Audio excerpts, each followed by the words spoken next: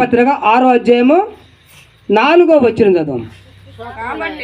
కాబట్టి తండ్రి మహిమ వలన క్రీస్తు మృతులలో నుండి ఎలాగూ లేపబడెను అలాగే మనమును నూతన జీవం పొందిన వారమై నడుచుకున్నట్టు మనము బాప్తిసం వలన మరణములో పాల్పొందుటకై ఆయనతో కూడా పాతి పెట్టబడింది. దేవుడి స్తోత్రము కలుగాక. చూడండి ఇక్కడ ఏమంటుండు, నూతన జీవము కావాలి, నూతన జీవం.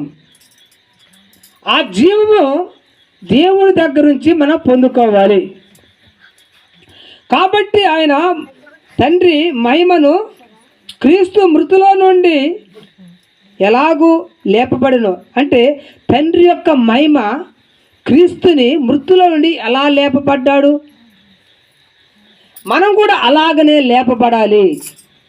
తండ్రి మహిమ యెహోవా తండ్రి క్రీస్తుని ఎలా మృతుల్లోంచి లేపాడో మనం కూడా అయ్యాలా.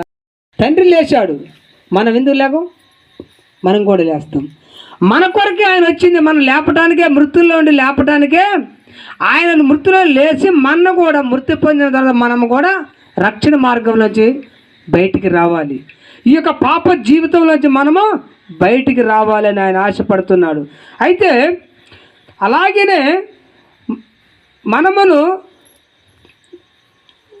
చదువురా నూతనమైనది నూతన జీవం పొందిన వారమై నడుచుకోవాలి.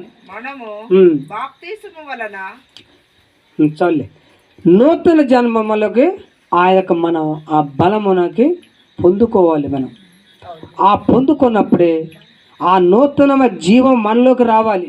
దేవుని జీవ ఆత్మను మనలో ఉంచుకోవాలి. ఆ జీవాత్మ మనలోకి ఎప్పుడైతే వస్తుందో అప్పుడే నూతన బలము మనలోకి వచ్చినట్టు. ఆ నూతన బలము వచ్చినప్పుడు మనం ఆరోగ్యంగా ఉంటాము. మరి యొక్క ప్రార్థన చేయమన్నా ధైర్యంగా చేస్తాము, పాట పాడాలన్నా ధైర్యంగా పాడతాము, మరి యొక్క మందిరానికి రావాలన్నా ధైర్యంగా త్వరగా పనులు ముగించుకొని రాగలుగుతాము. మనలో నూతన బలమే రూపాంతమే లేకపోతే పోదాంలే 10ంటిగా ప్రార్థన స్టార్ట్ చేసేది అని వీళ్ళు 12ంటికి వస్తారు. ఈలోగా మనం మాట్లాడే మాటలు వాళ్ళు వినలేదు. ఈరోజు చెప్పిన మాటలు ఇవాళ రాని వాళ్ళు వినరు, వారికి తెలియదుగా. ఇవాళ దేవుడు ఇవాళ ఏం మాట్లాడిన మనతోని రూపాంతరాన్ని గురించి, నూతన బలాన్ని గురించి ఈరోజు మాట్లాడారు. మరి రేపు వచ్చే వాళ్ళకి తెలిసింది బలం, నూతన బలము, నూతన సృష్టి తెలియదు. అది మనం పోగొట్టుకుంటున్నామో దాన్ని వెతకమంటాడు దేవుడు. దాన్ని పోగొట్టుకోకుండా దాన్ని వెతకండి అమ్మా అని ప్రతి ఆదివారము దేవుడు మనతో మాట్లాడే మాటని వెతకాలి. అది వెతికినప్పుడే ఆ మాట మనకు దొరుకుతుంది. అది వెతకపోతే అది దొరకదు.